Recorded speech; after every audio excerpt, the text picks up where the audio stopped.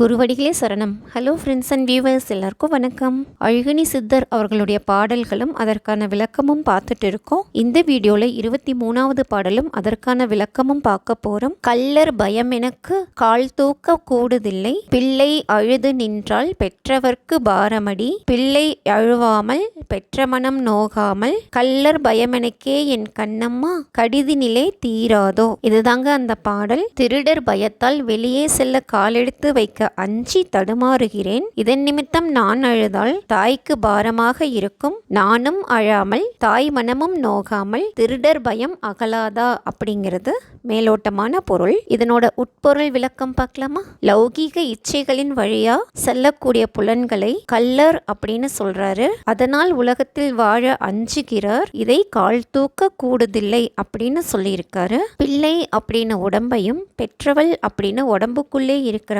ஆத்மாவையும் சொல்றாரு.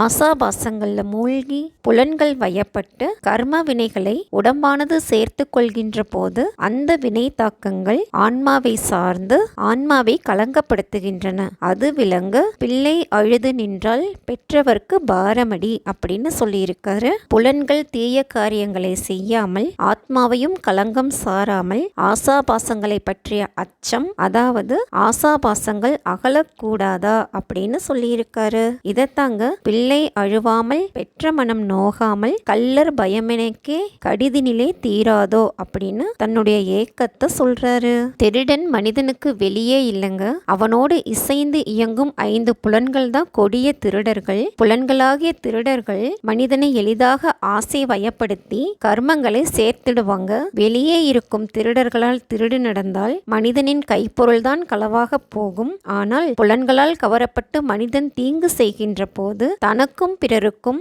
பெரும் பழியை உண்டாக்கி விடுகிறான். புலன்கள் தீங்கை செய்ய தூண்டினாலும் உடம்பே தீங்கை செய்தாலும் அத்தீங்குகள் ஆத்மாவை சார்ந்து அசூயைப்படுத்துவதை கள்ளர் பயத்தால் நடுங்குவதாக சொல்லியிருக்காரு. ஞானிகள் மனிதனுடைய புலன்களையும் மனதையும் வெகு தீங்கான தன்மை உடையனவாகவே எண்ணுகிறார்கள். இதன் காரணம் புலன்களும் மனமும் வெகு எளிதாக ஆசை என்ற வலைக்குள் விழுந்து மனிதனை பாவியாக்கிவிடும் என்பது ஞானிகளின் தெளிந்த முடிவு. அதனாலதான் புலன்களையும் மனதையும் நெறிப்படுத்தி தூய்மையில் நிர்வகிக்க செய்யுமாறு எங்கெல்லாம் வற்புறுத்தி கேட்டுக்கொள்ள முடியுமோ அங்கெல்லாம் புலன் தூய்மையையும் மன தூய்மையையும் வற்புறுத்துறாங்க. அந்த வகையில அழகினி சித்தர் புலன்களை கொடிய கள்ளர்களாக உருவகிச்சு இந்த பாடலை பாடியிருக்காரு. அதனால புலன்கள் என்ற கொடிய கள்ளர்கள் எங்கே தம்மை சீரழித்து விடுவார்களோ அப்படிங்கிற அச்சத்தை வெளிப்படுத்தி கள்ளர் பயமெனுக்கு காலெடுக்க கூடுதில்லை அப்படின்னு பாடியிருக்காரு. புலன்களின் கீழ்மை காரணமாக கர்ம பந்தங்கள் ஆத்மாவை சேர்ந்து கலங்கப்படுத்திவிடுமோ அப்படிங்கிறத பிள்ளை அழுது நின்றால் பெற்றவர்க்கு பாரமடி அப்படின்னு சொல்லியிருக்காரு. என்ன ஃப்ரெண்ட்ஸ், பாட்டோட பொருள் புரிஞ்சிருக்கும்னு நினைக்கிறேன். மீண்டும் 24வது பாடல்ல சந்திக்கலாம். தேங்க்யூ.